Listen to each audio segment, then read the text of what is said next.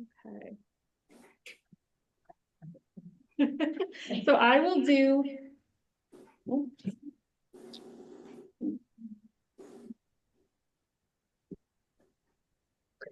Hi, my name is Kaylee. Thank you everyone for joining us from home or here in person. I think we're gonna have some more people joining us very shortly. I'm Kaylee, I'm the Assistant Director here at the Blue Hill Public Library, and Lori Johnson is here from Healthy Peninsula. And she's got a couple of things that she wanted to share, and then I believe Noelle is going to share her screen. And Noelle is from Nesterly, correct? Yes. So Noelle has a couple of things that she's going to share, and then she's got a presentation from Eric at MaineHousing that she'll share as well. And we just ask if you're at home to keep yourself muted until the end for some questions. And then you'll be free to either ask in chat if you have questions, or, you know, you can raise your hand in your video, whatever you feel most comfortable with. All right. Okay, so I'm going to make sure that you all can see me before. Which one are we, Kaylee? We are. Oh, thank you. I'm talking, and you're right in the middle now. Honing in on the Blue Hill Library one. So hi, my name is Lori Johnson, and I work for Healthy Peninsula as a Healthy Aging Coordinator. And thank you all for coming today to learn about Maine's new Homeshare pilot program that was launched this year. And our major goal is for many, many, many more Mainers, everybody in the state of Maine, to learn about this program so that people, older residents, can possibly have more income coming into their homes, and at the same time, the lack of affordable housing in the state of Maine will hopefully be addressed as well. So if you are able to spread the word, please help us do so. And this is being recorded, so if you would like a copy of the recording, just write to me or call Healthy Peninsula at 374-3257, and I can get that to you. Recording in progress.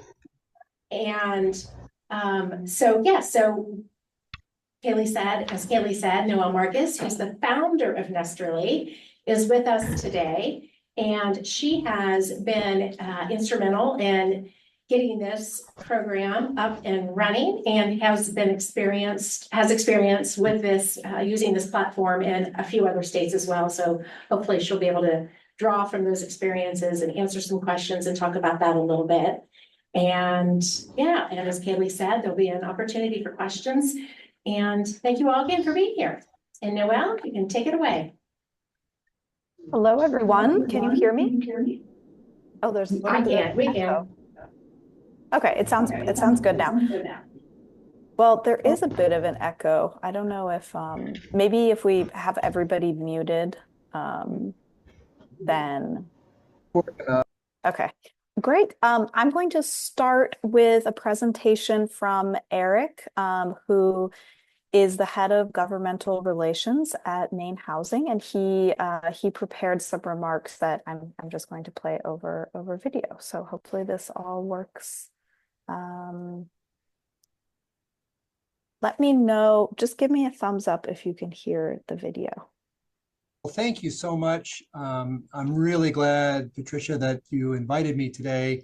And could people hear the presentation or no? You could. Okay. Let me just start a couple seconds and then we'll start over. Great. And it's loud enough. Just yes. Point up. Okay, great. Just let me know if you can't hear it or it's not loud enough. Great. Well, thank you so much. I'm really glad, Patricia, that you invited me today.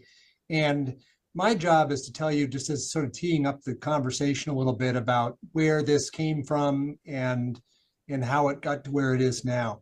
So this whole thing began with a bill in the legislature from last year called LD 709, which was authored by Representative Maggie O'Neill of Saco. And it was a bill looking at trying to develop a home share pilot program. Maggie's an interesting person because Saco is the home of age-friendly Saco, which is, of course, represented in this call today. And Maggie, although she's one of the younger members of the legislature, has had a long-standing interest in this particular topic. So she brought this bill forward. It had the support of a lot of key organizations that deal with healthy aging and housing, such as the AARP and MaineHousing. It also earned a unanimous ought to pass report out of the Health and Human Services Committee. After it passed, it landed on our desk here at the Housing Authority. So when we got it, we put out an RFP, request for proposals, based on the idea of a home sharing program that was rooted in technology and web-based as opposed to pen and paper.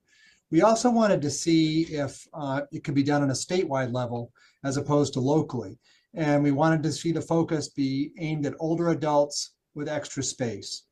And there are definitely companies around the country that do this one way or another, but Nesterly is the clear leader with safety and security features built right in, and this particular focus they have on intergenerational home sharing. They also have a really nice model, ease of use, and well thought out thing. So we were really excited when they replied and they actually won the contract. So right now we're in the middle of a year-long pilot program. We've assembled a great steering committee from different organizations around the state. Could I have the next slide, please? And that's where we are. People do ask, why MaineHousing? MaineHousing is not part of state government. We serve as Maine State Housing Resource. We have three roles. We're a $2.5 billion public bank that we use to finance public housing and housing construction. We don't finance public housing. We finance the construction of subsidized housing. We also serve as an administrator of programs like heating assistance, services for lower income homeowners, and other things. And we also serve as a public housing authority for parts of Maine that don't have their own housing authorities. So in that role, we provide housing vouchers, and we're the only one of those housing authorities. There's 20 plus of those around the state that has a broad geographic focus. So we deal with a lot of different aspects of housing. And of course, Maine has a severe housing shortage. No one needs me to tell you that. We are around 10% short of the total number of units we will need by 2030. We need housing at all levels of income and all price points. But this is great because home sharing fills a niche. Now, will it solve our housing problem? No. But it's going to be a great tool to, I think, help that, and really could be of value to people. We know there's lots of people in need of housing, and lots of people have extra space. Can I have the next slide, please? My own experience with this, I just wanted to conclude by saying my own experience with this has been really good. I was a senior in college at Bowdoin back in the 1980s. I was studying abroad, and my roommate told me that he'd signed up to live in the home of an 82-year-old woman who lived in Brunswick. And I have to say, I was skeptical at first. I thought he was crazy, but it was a complete success. She'd been doing this for years. We shared a kitchen with her and a living room with her, but she had her room and her bathroom downstairs, and we were upstairs. She'd come down each night to watch us cook. She would offer us advice sometimes when we wanted it, sometimes when we didn't. But she was fabulous. She'd always pour two fingers of whiskey and watch us cook and talk with us. And it was really a great experience.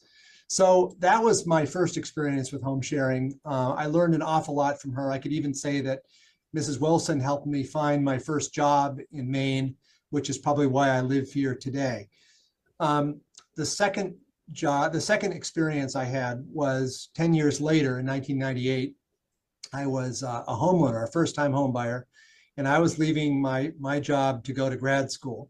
And my wife and I had this new house, or a new house to us, and we desperately needed a little more income because that's a difficult time.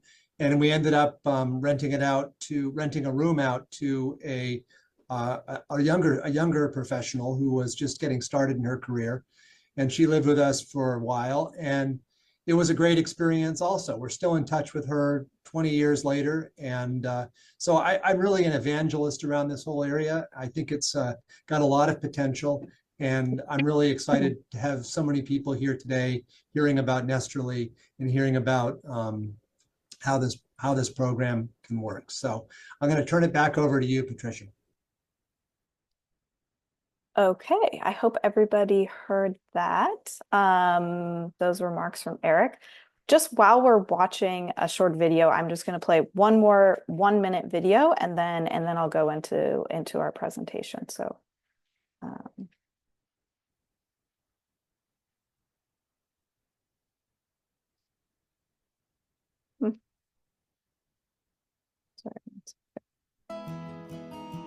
I had lost my husband 3 years ago. I was lonely, and that I was also looking for a little bit of extra income. I thought it was a wonderful idea, matching an older person with a younger one.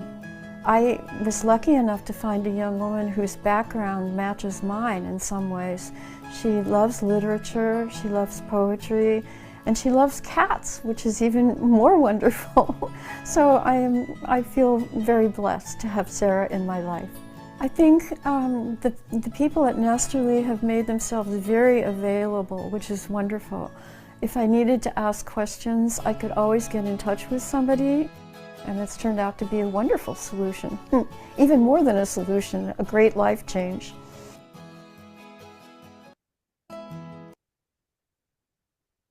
Okay. And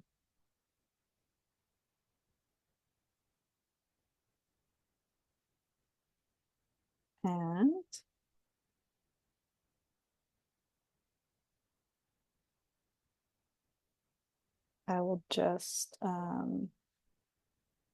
do one last piece.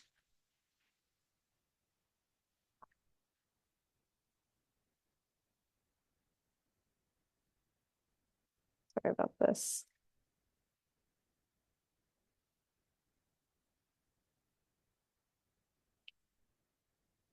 All right, here we go. So you get a quick preview. Okay, everyone, just making sure you can still hear me again. Thank you for your patience. So I'm just going to take about five to 10 minutes and give a quick introduction to myself and to the Nesterly program after that helpful introduction from Eric, and then leave some time open to hear more from you all and to answer any of your questions. So as Lori mentioned, my name is Noelle Marcus, and I'm the founder and CEO of Nesterly, and I am delighted to be here with you all today. Nesterly is an award-winning social enterprise whose mission is to build intergenerational connections while increasing access to affordable housing. Nesterly leverages technology and an incredible support team to make it safe and easy for today's households to share an extra room with someone seeking a place to stay for longer than 1 month. The best way to tell our story is to hear from our community. Meet Brenda. Brenda lives in a home that's been in her family since the early 1940s. It's been a few years since her children moved out, and she's faced social isolation and the added stress of maintaining a large home on her own. Brenda is not alone. Older adults in the US are the fastest growing population. And like Brenda, 80% say they want to age in their homes and their communities, but face similar social, financial, and oftentimes physical challenges to doing so. In fact, according to AARP and their National Community Survey, 40% of older adults say they're interested in renting a room in their home, but only 2% are doing so today. On the other hand, we want you to meet Cynthia. She dreams of completing her master's degree in social work, but it hasn't been easy for her. She's commuting nearly 3 hours round trip to her day job while juggling night school. Cynthia is just one of the 59 million renters struggling to find affordable housing in this country. Nesterly has taken the age-old idea of intergenerational home sharing, and we brought it into the digital age by leveraging technology and customer support to make the service safe, easy to use, and scalable. With Nesterly, Brenda, who's an empty nester, rented out her spare room to Cynthia for 7 months, earning a fair $650 per month in extra income, and had a nice, helpful housemate. Cynthia cut down on her commute and monthly rent greatly and was welcomed into a supportive home environment. Nesterly's unique full-service home sharing platform helps empty nesters find and keep trustworthy tenants. Our platform is technology-driven but human-centered with flexibility and support for our users. We take the work out of finding a reliable housemate by handling the screening and vetting of potential candidates. We provide customizable home sharing agreements, automated payments, where the rent is directly transferred into the host account at the same time every month, and monthly check-ins with our social worker-led customer support team. Safety is our #1 priority. Our multi-part screening process is required of all participants. It includes a complete application, a 9-point background check, at least 2 references, and for guests, employment and/or school verification.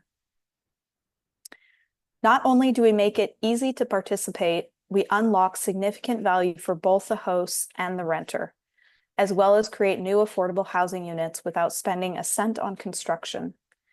Active Nesterly hosts earn thousands of dollars a year in new supplemental income, often translating into an increase in spending on a variety of things from delicious food to needed medical services to home repairs and age-friendly home modifications.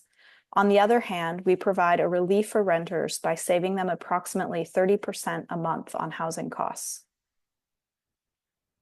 We're really excited to be in our first year operating in Maine, a great state with a big opportunity to create much needed supplemental income and new affordable housing. Even with a small percentage of participation, we can have a big impact. With 1% of the cost burdened 50+ households, we can generate $500 million a year in new affordable housing and nearly $8 million a year in supplemental income for older adults. We're bringing to Maine all that we've learned from successfully launching our program in several other regions around the country. Nesterly participants have had an incredible, often life-changing experience, as you've heard from Nellie, where 90% of hosts who home share sign up to do it again. We're building a movement, and we hope that you will join us. All you need to do is go to www.nesterly.com and take a couple of minutes to create your free profile. I just want to thank you so much for your time, and we're leaving plenty of additional time to hear from you and kind of hear what brought you to this meeting and to this webinar, and to answer any questions you have. And I'm also sharing my contact information if you're more comfortable to reach out over email, or you think of questions down the line after this meeting. So thank you again, Lori, for hosting, and for everyone that put this webinar together.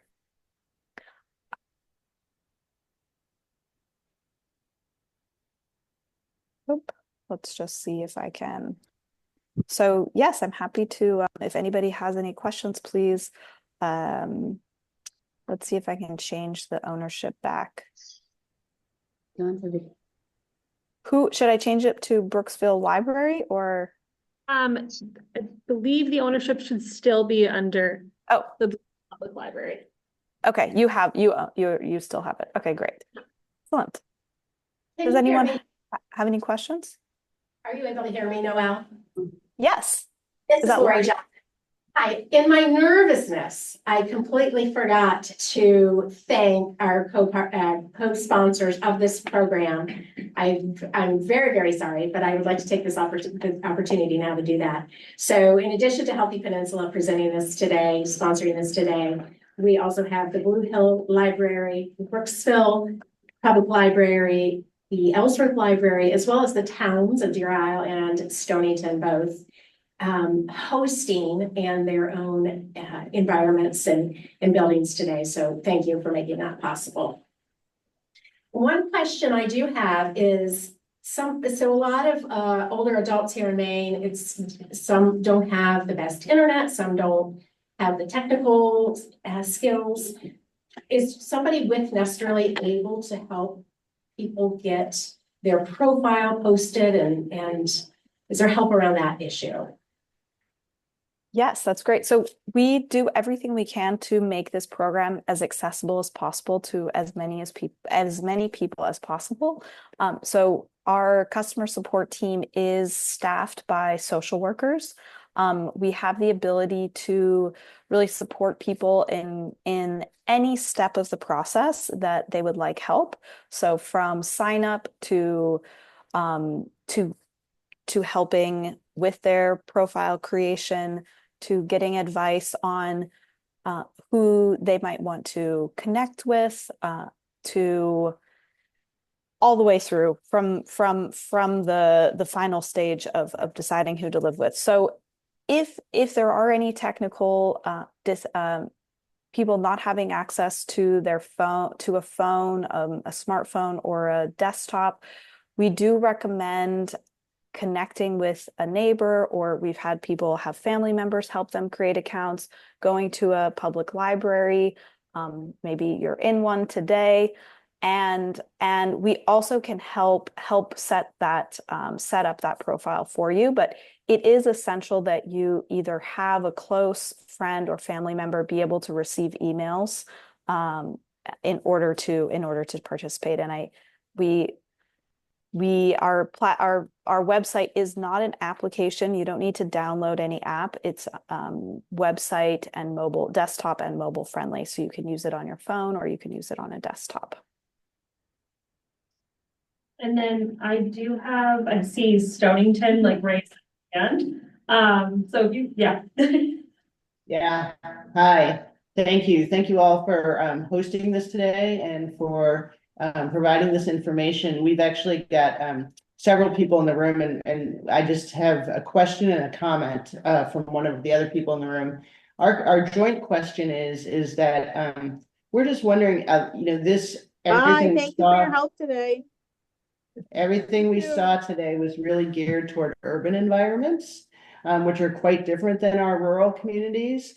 And we're wondering if you have examples of where this is being used and has been successful in rural communities where the kind of transportation and distance and everything is quite different. And we may not have a college population of young adults, et cetera, et cetera. So that's the question. And then we'd love the answer to that. And then one of our selectmen just has a comment. Okay, great. Yes, thank you so much for the question. I do realize this presentation did have some emphasis on urban communities. My background is being a public servant and working for the city of New York, and then getting the program first launched in Boston. However, we've had the data and trends that I've looked at that prompted me to start this program really comes from national level data from small towns, rural communities, medium-sized cities, and our largest cities that are facing a lot of similar demographic shifts.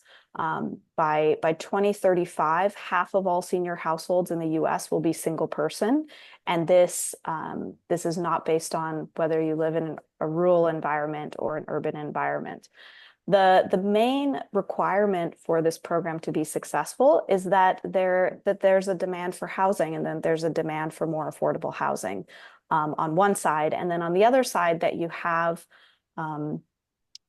folks who maybe have been in their communities and their homes for a long time, but have shifting needs and shifting household sizes. So this is really a solution that's very flexible and adaptable to meet the needs of various size communities. And then in terms of students, we did launch first in Boston, which was our largest market, where there is a large population of students. However, as I mentioned, this is really a flexible platform.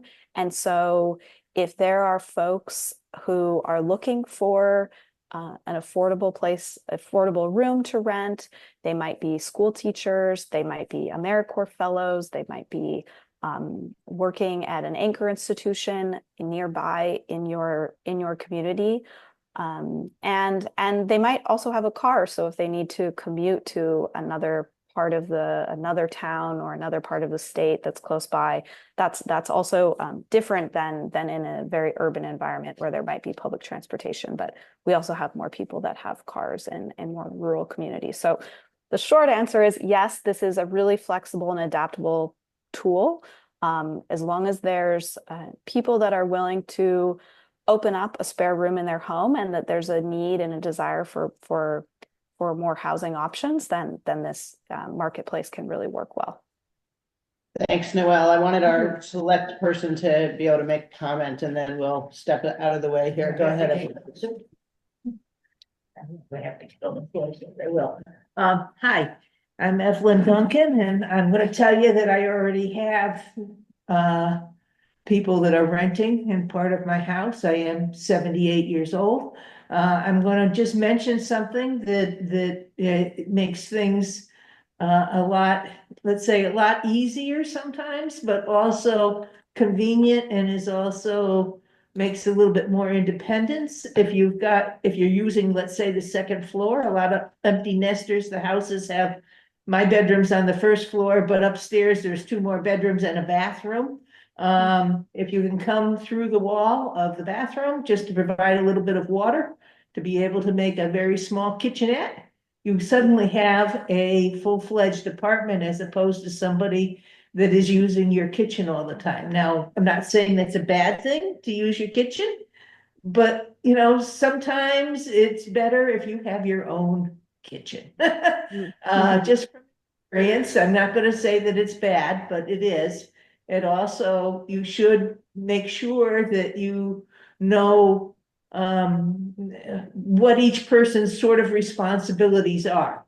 If in fact you're getting someone in that's got a nice cheap rent, but in the meantime you need a little bit of help, that person needs to know, okay, the lawn is your responsibility, or it's your responsibility to make sure that the gutters are cleaned up or whatever, so that there isn't, let's say, that nag factor that you may or may not want to get involved in. And my third question is that how would I get a hold of the application forms from you? Yeah.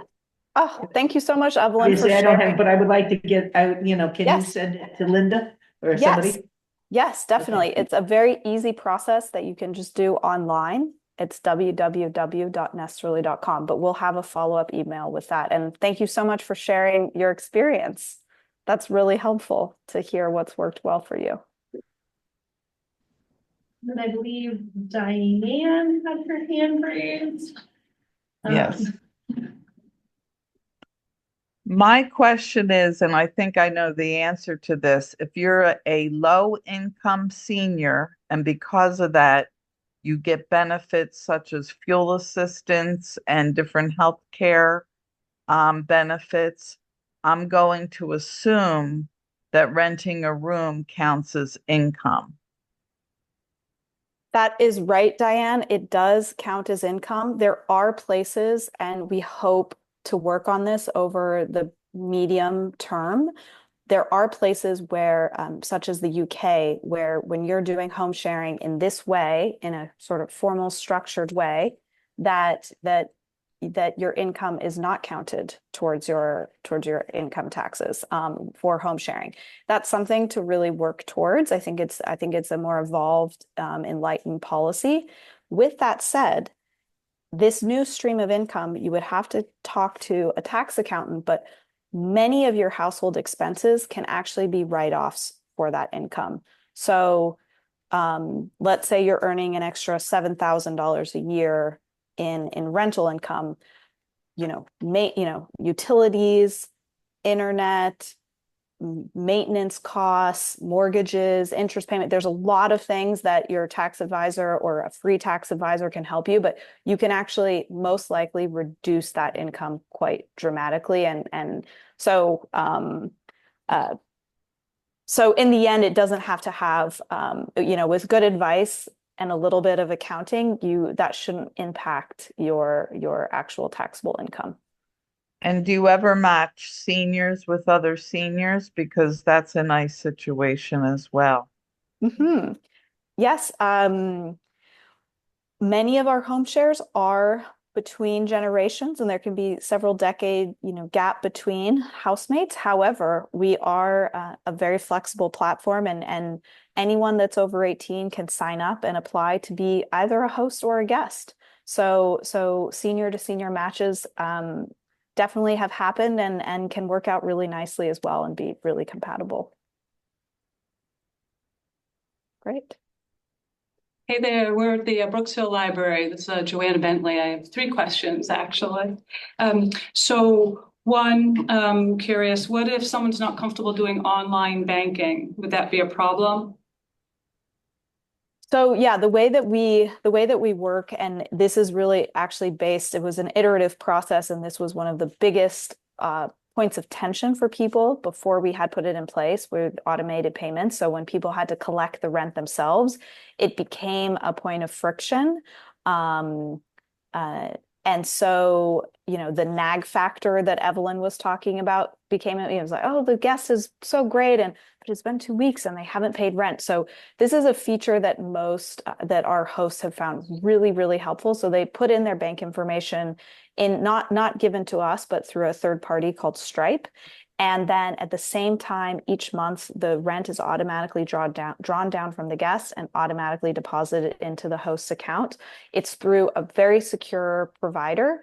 If that is a problem, we will, try to work with a host to find an alternative solution if we can mail them a check or do something else. But we found that this can be that this has really made the program a lot more successful and made it a lot easier for people to just have this reliable, predictable income automatically deposited into their bank.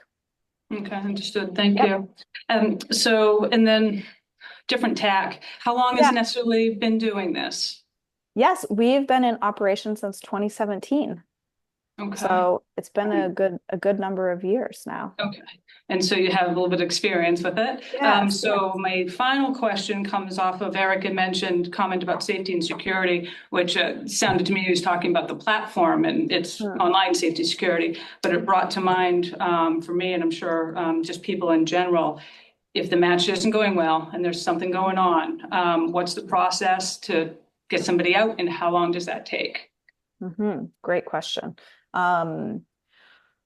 So I just briefly mentioned it in the presentation, but we have a home sharing agreement that everyone fills out before they finalize and confirm a home share. And the home sharing agreement has two parts to it. One that Evelyn was speaking to around really understanding what each person's responsibilities are. So helping people understand upfront what the expectations are around how they're going to share spaces. Are you going to share a kitchen? Are guests allowed? Are overnight guests allowed? Do you take off your shoes when you come into the home? These types of things that sound sort of mundane, but they're actually really critical to having a successful experience and being really clear right from the beginning what you're looking for.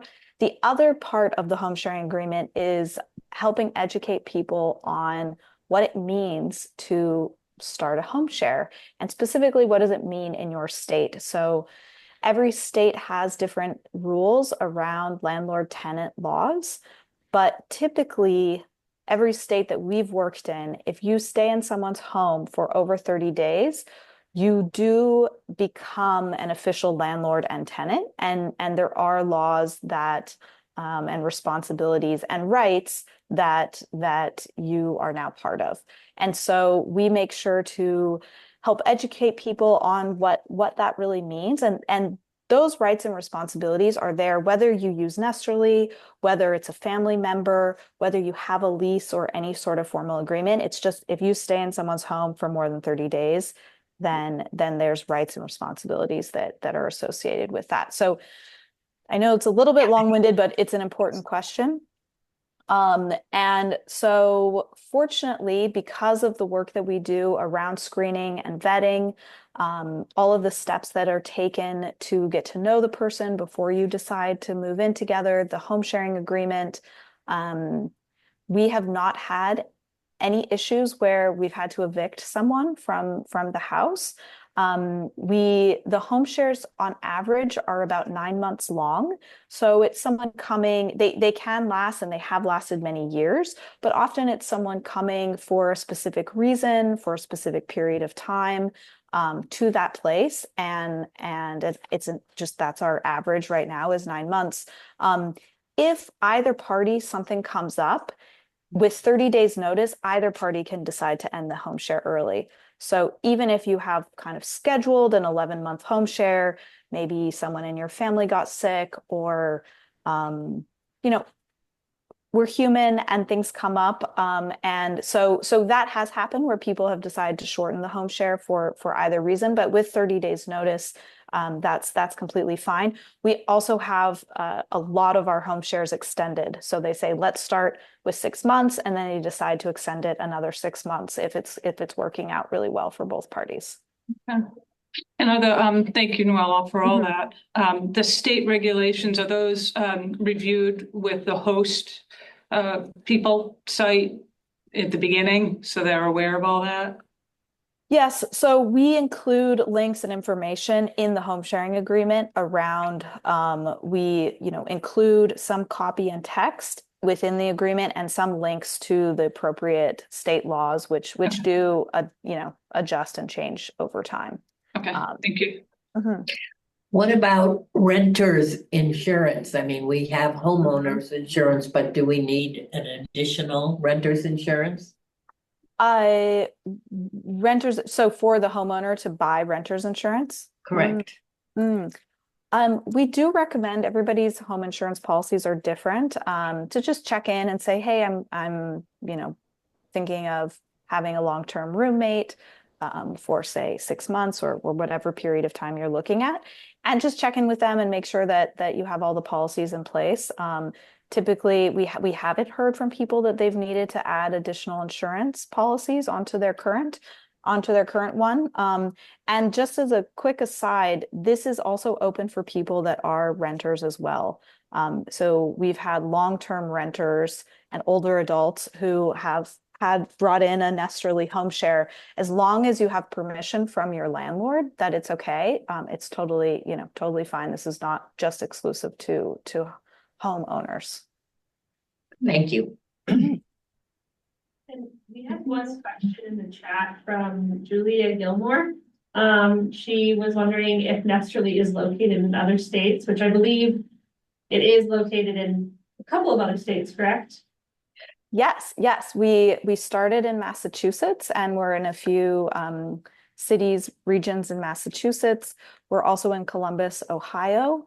And we just recently won a contract to launch in Nashville, Tennessee, and Davidson County.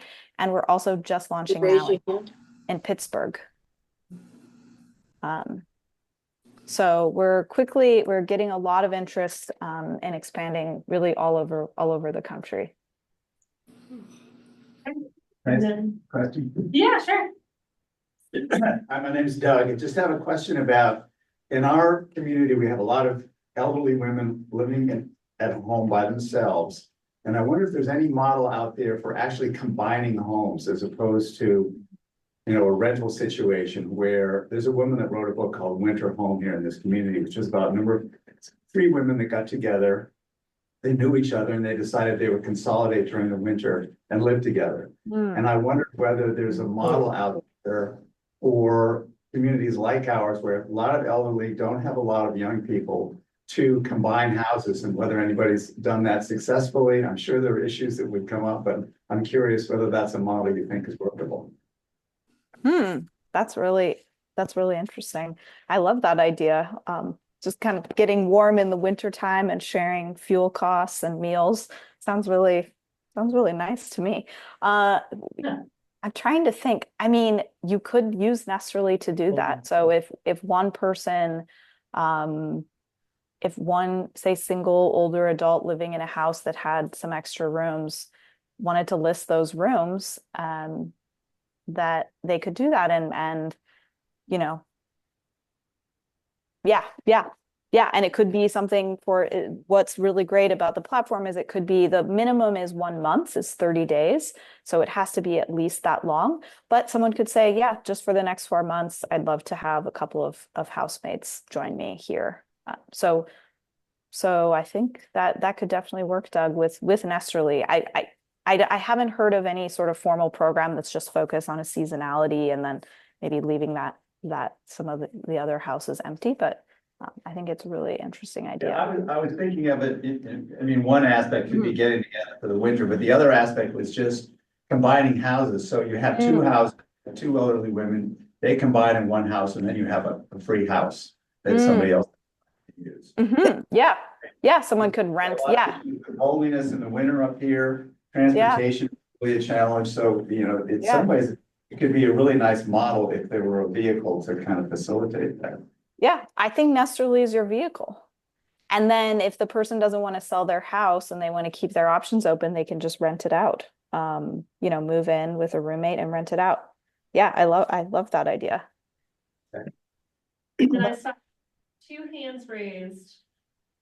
Stonington and I don't know if Stonington was still raised. I think we just have a new question, thanks.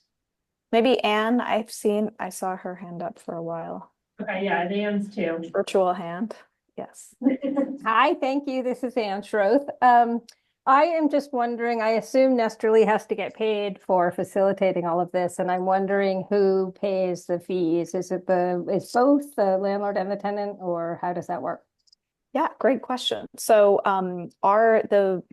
the cost of running the program is actually subsidized by MaineHousing. So we don't have to kind of put the burden on the users to cover the costs of all the social workers and the technology, which we do try to make as affordable and scalable as possible while keeping really high quality support and services.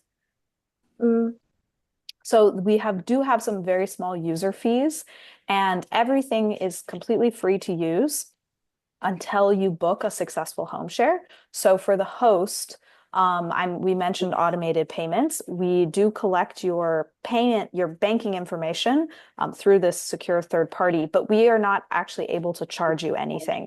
We only are depositing money into your account.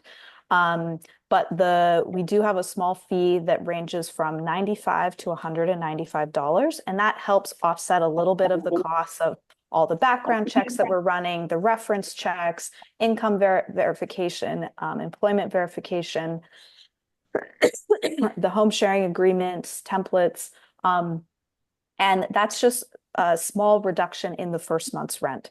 So let's say you were charging, $700 a month, and the fee was $95, you would make $605 the first month, and then every other month after that, you would make $700. So you're not actually charged anything until you just get a small reduction once you start having income directly coming into your account.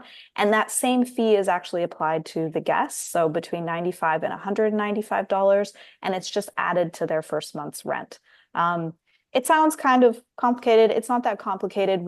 Our mission is to create more affordable housing, so we didn't want to make it a percentage of the rent. We just wanted it to be a flat fee so that we weren't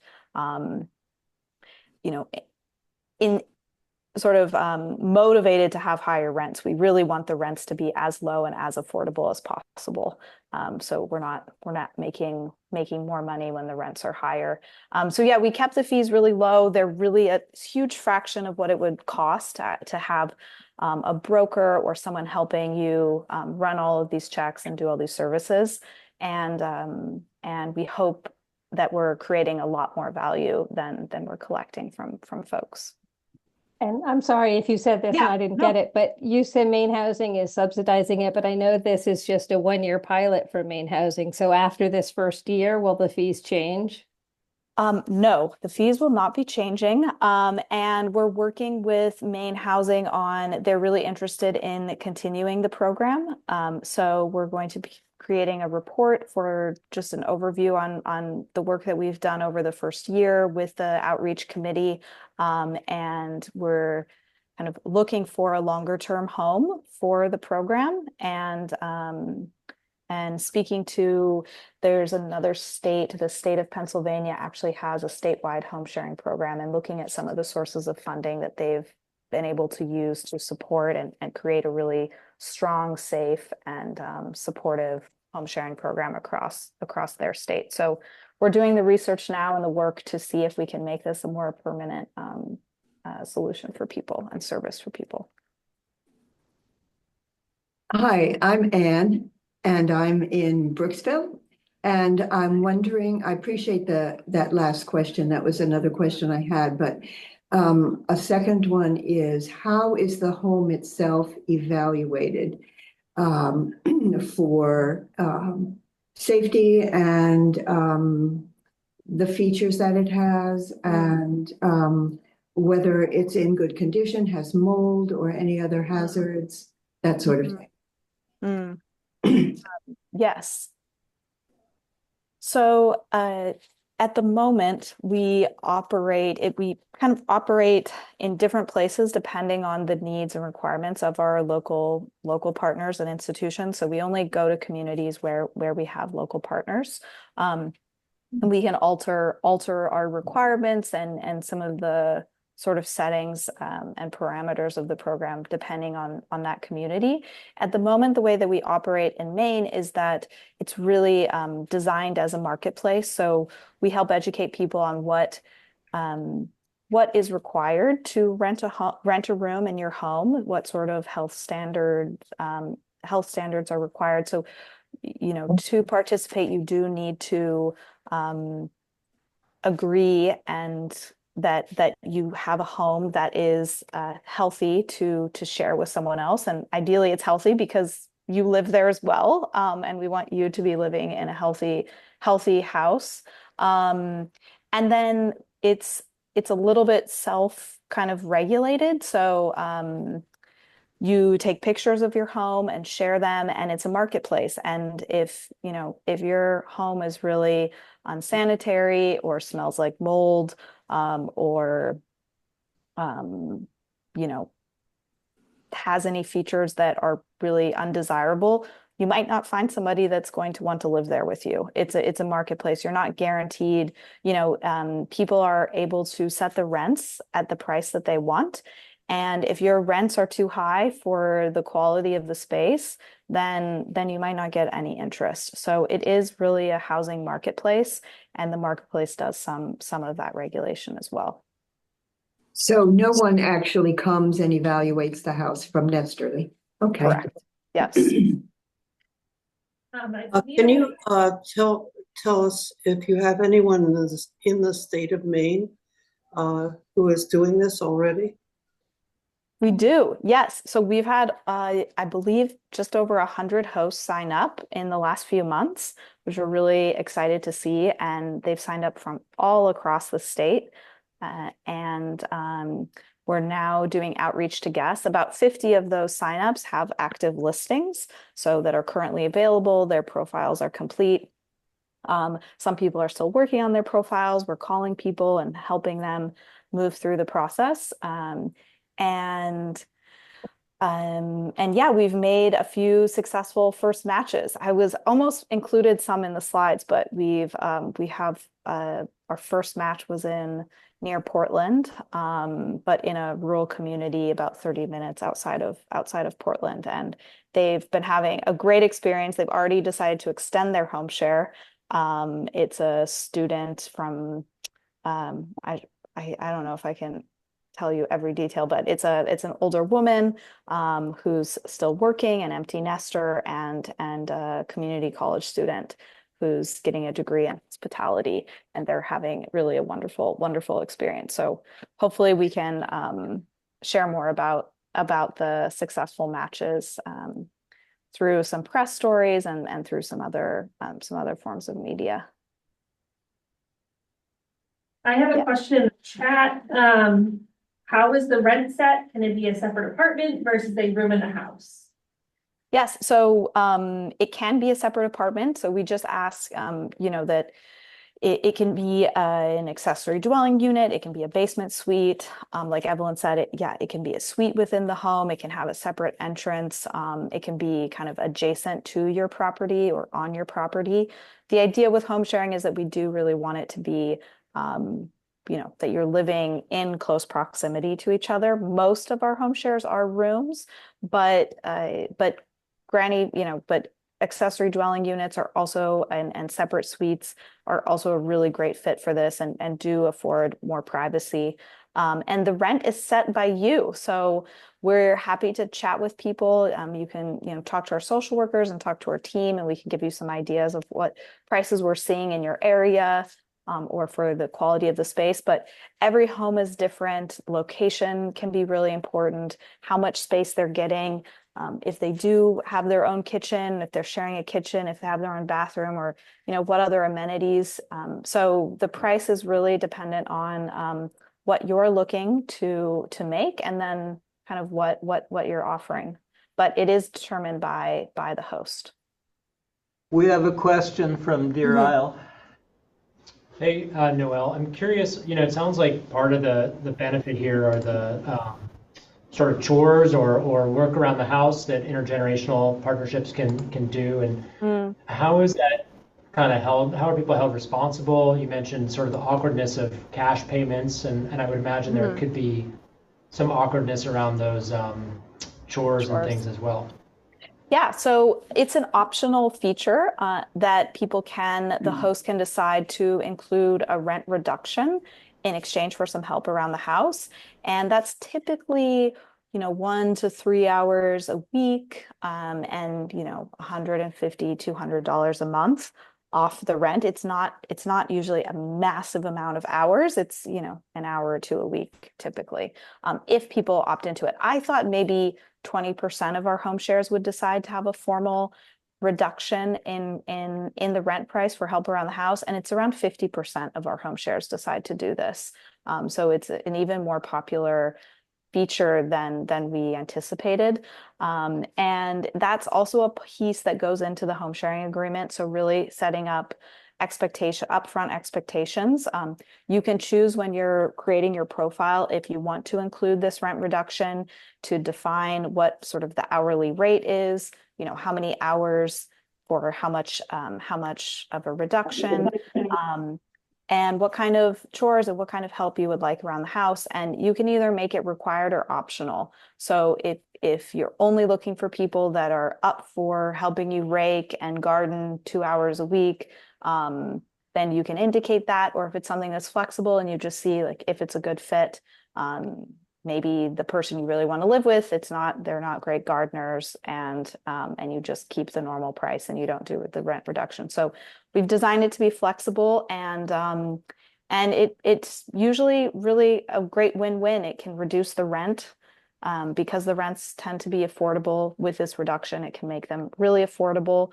For someone like this community college student, reducing their rent by $200 a month can make a big difference. And for the host, that extra help around the house can also be really valuable. So it tends to be a really great win-win for both sides. We have a question from, I think it's Pat, maybe Pet Dog. Somebody was, yeah. Yes, you, yep. So I'm having trouble. Are you pointing to me? Yes. So here's my question. How do you let people know about this program? How is this advertised? Just like we're doing right now. I mean, yes, we've had some good hosting events like this. We've gone and spoke at probably a dozen or more different community events and conferences around Maine, MaineHousing. There's information on MaineHousing's homepage. We have a steering committee of folks from a number of key Maine organizations, like the Maine Council on Aging, AARP, the president of AARP for Maine, some governor level participants, and some local legislators. So we're doing everything we can to start to get the word out. It takes a little bit of time. And then we've also had quite a good amount of press around the initial launch. And we hope with these new matches, we can also get some more traditional media press. But we'd love if people here like the idea and can post a little note on maybe Nextdoor or any other kind of local news outlets, Facebook, and let your neighbors know that this service is available now, and to really encourage people to sign up and participate. And one last question, and maybe this is maybe this is obvious. What are the social workers for? Yes, so we have our customer support team, and we have found they're really there to help people with sign up, to help them through, creating their profile, any questions they have about setting rent or, any technical issues. And and then we also follow up once the home share is actually booked. Our team follows up once a month to just check in with both parties and say, how are you guys doing? Separately, what's working well? Is there anything that could be improved? Is there anything that we can help with?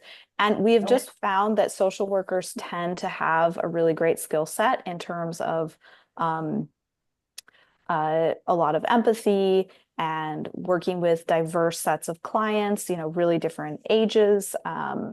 And so, yeah, we've just had really good luck working with social workers. So it's not that they're actually working as social workers or case managers. It's just that folks who have training in that field tend to be really good with customer support and serving kind of the diverse populations that we serve through the platform. Got it. Got it. Thank you.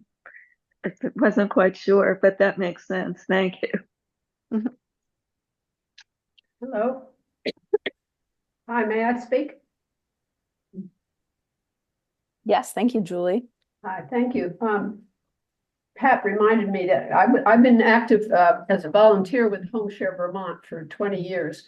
And so I've had some experience with a similar model. But one question I have is, do the prospective host and tenant get to meet each other before they are matched? Yeah, great. Thank you. And thanks for that work and experience with Homeshare Vermont. We've looked up to them. And while I was doing my master's, I interviewed folks there, and they are one of the longest running Homeshare programs, if not the longest running Homeshare program in the country. So it's great to take lessons from them. And so our platform is a little bit more flexible and less rigid. So it's up to you if you want to meet beforehand, that you can. You can decide. So we have on our website, people can chat anonymously. So just with their first name, they don't have to share their email or their phone number or their last name. They can chat. They can also do a phone call or a video call, also securely through our platform without sharing any personal information or contact information. And most of our users tend to do that. They chat. They'll do a phone call. They might do a video call. They might show their home to someone with the video call functionality.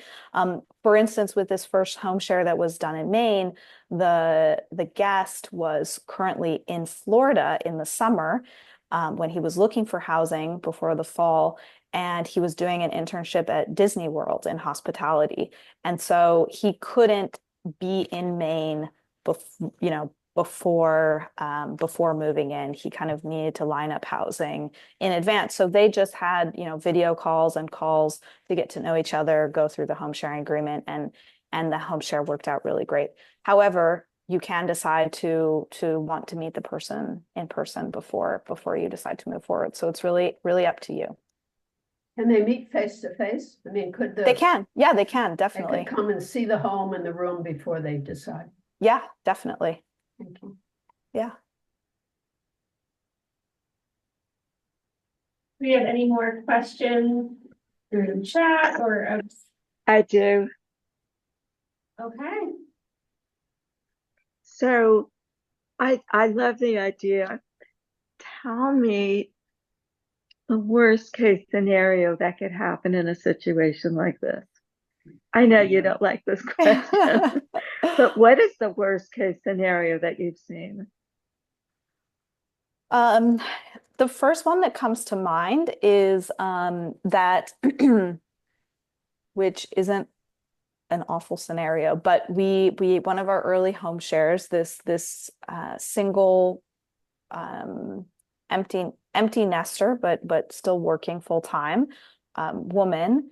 Her youngest daughter just went off to college, and she brought in a Nesterly guest who was a graduate student nearby. And then after a couple months, her daughter got really sick and she was out of state and had to be hospitalized and had to return home and take a leave of absence from school. And because the mother was still working full time and her daughter was really sick, she had to ask that the home share end early. So she was still able to give us 30 days notice, and we were able to place this guest in another home share. And this woman just had to, take care of her family. And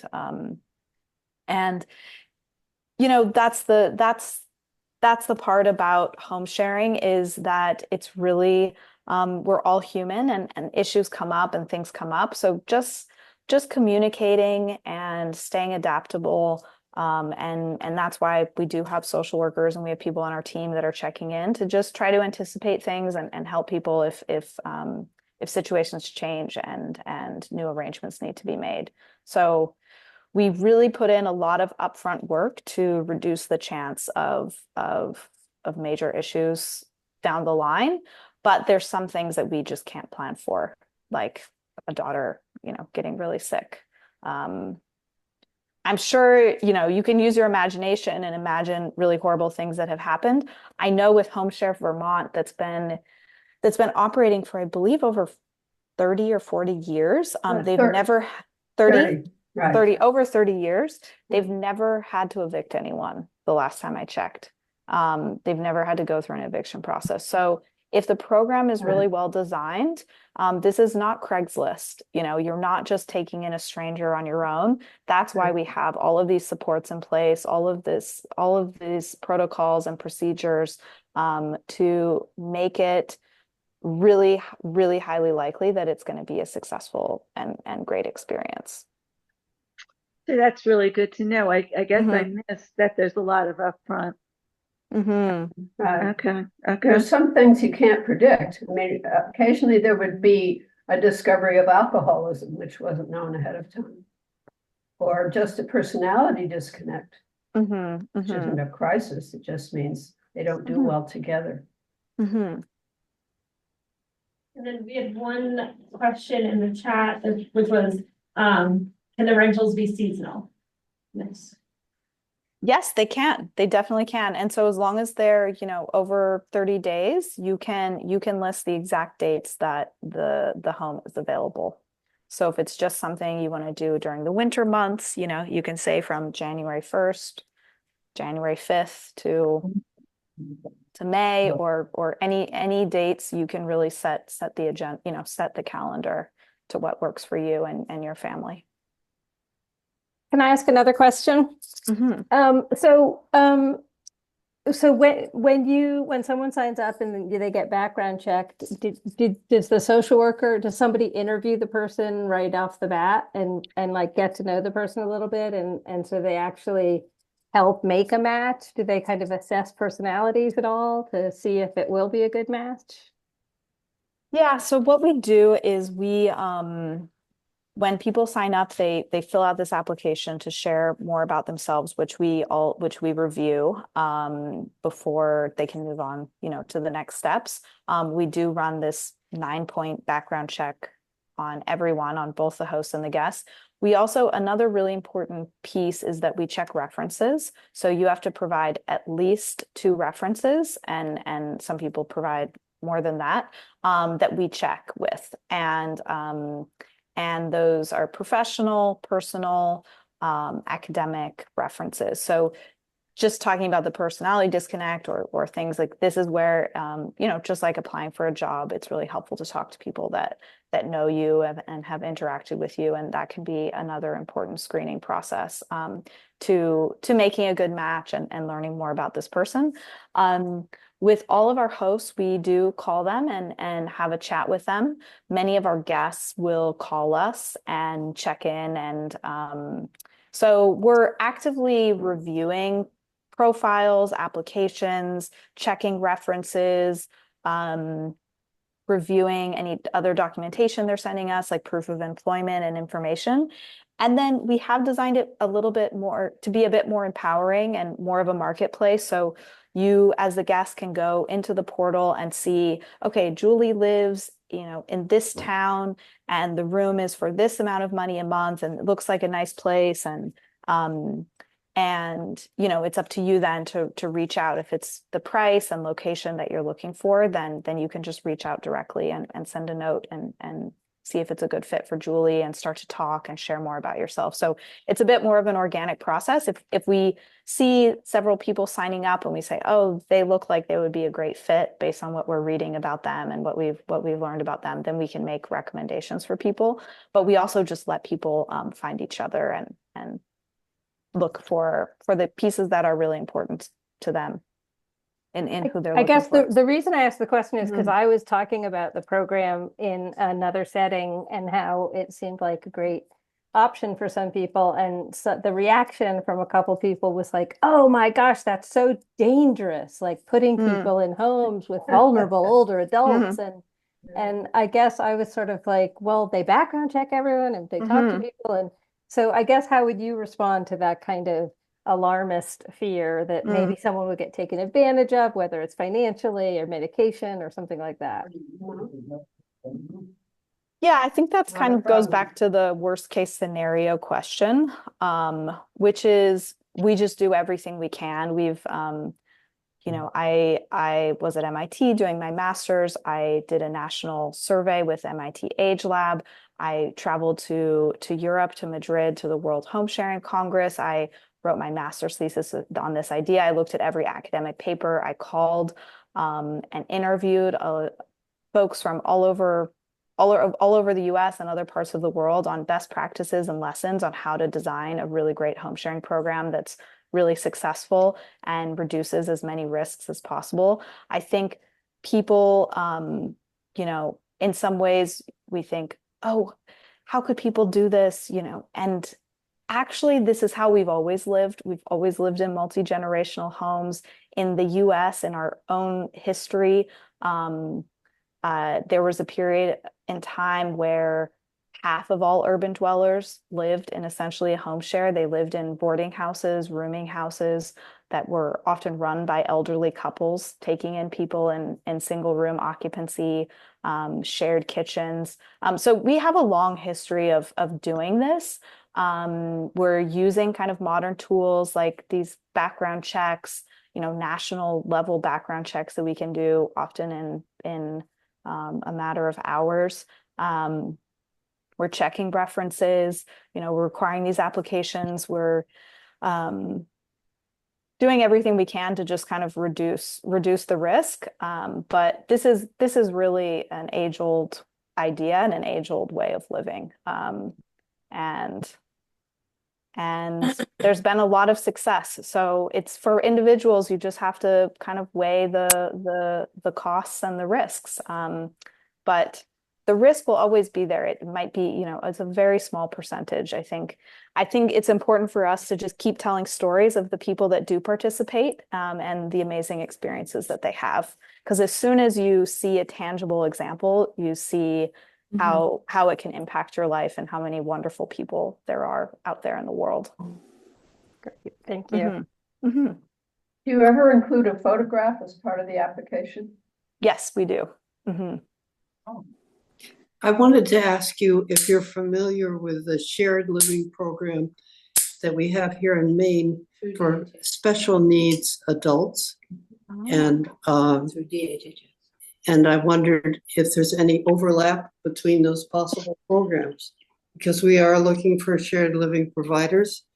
And I didn't know if we wanted to put that out as an option.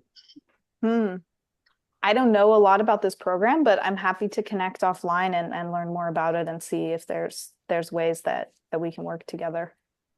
That would be great. Yeah. And I had two questions in the chat before I forget. One was, how do you find people who want to rent?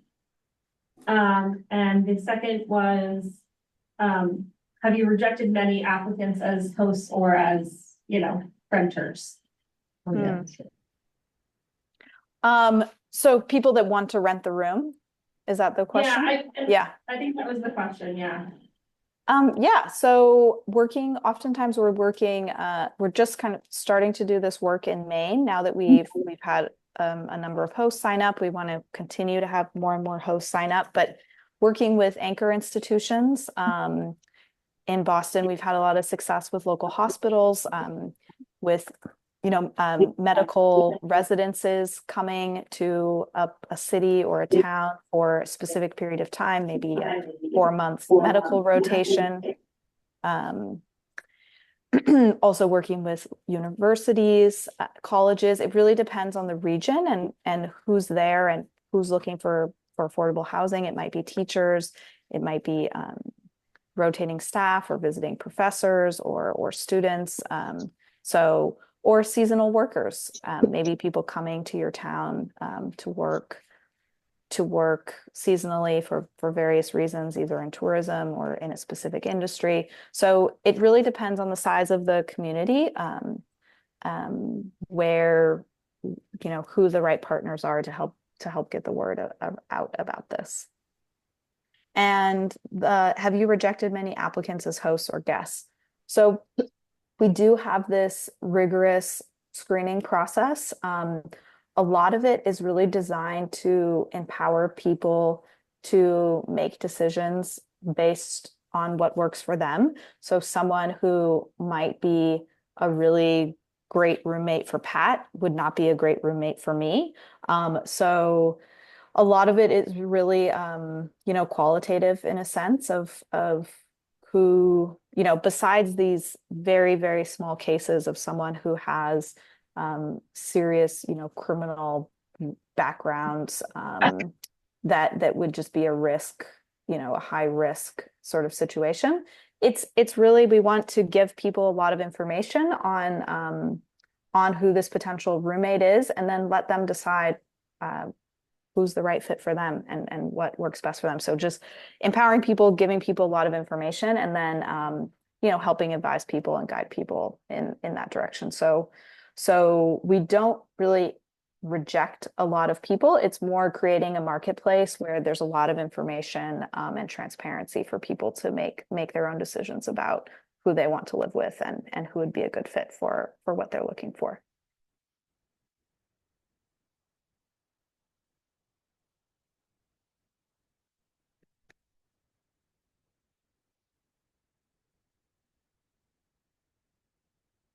We've had There are a couple questions in the chat that seem Okay. like maybe people didn't totally Okay. get that you're also listing the potential tenants as well, right?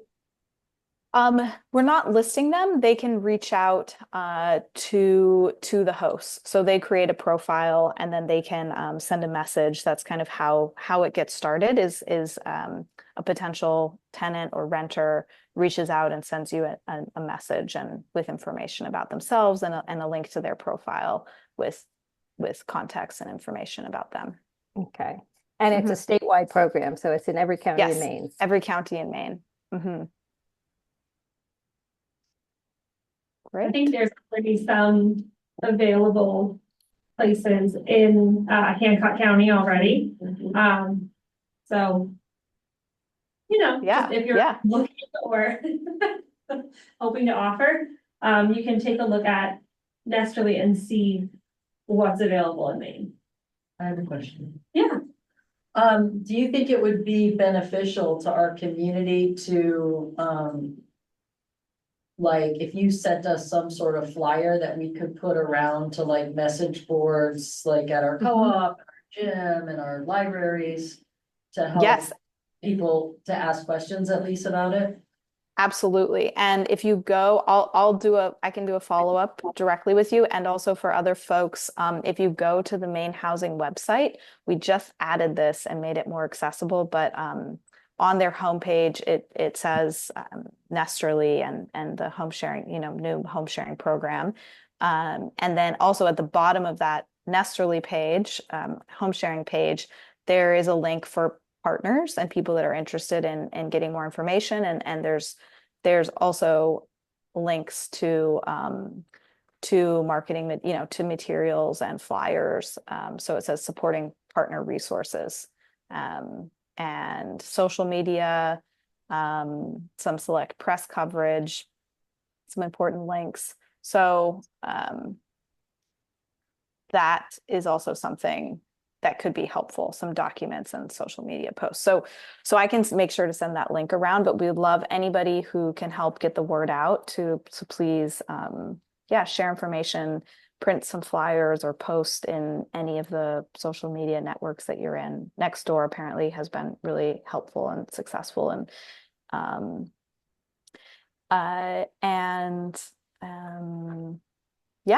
we're really, really excited. I just saw another question, but Can I ask the Ellsworth Public Library if Barrett is the Ellsworth American there?